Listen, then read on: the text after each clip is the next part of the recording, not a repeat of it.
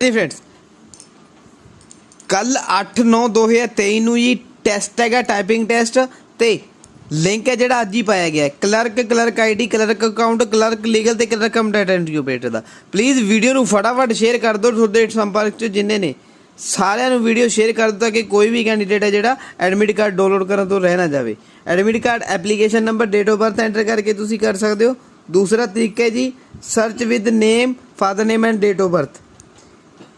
इस तुसी अपने नाम दे 3 अखर ही एंटर करने हैं, फादर दे नाम दे 3 अखर एंटर करने हैं, डेट ऑफ बर्थ एंटर करके कैप्चा एंटर करके गेट एडमिट कार्ड ते क्लिक कर देना।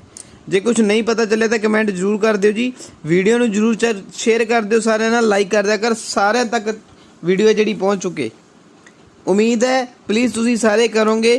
चैनल ਨੂੰ ਸਬਸਕ੍ਰਾਈਬ ਕਰਕੇ ਘੰਟੀ ਦਾ ਬਟਨ ਜ਼ਰੂਰ ਦਬਾ ਲਿਓ ਤਾਂ ਕਿ ਜਦੋਂ ਵੀ ਅਪਡੇਟ ਆਵੇ ਸਭ ਤੋਂ ਪਹਿਲਾਂ ਸੂਚਨਾ ਤੁਹਾਨੂੰ ਇਸੇ ਚੈਨਲ ਤੇ ਮਿਲੇ। ਠੀਕ ਹੈ ਜੀ। ਕੱਲ ਨੂੰ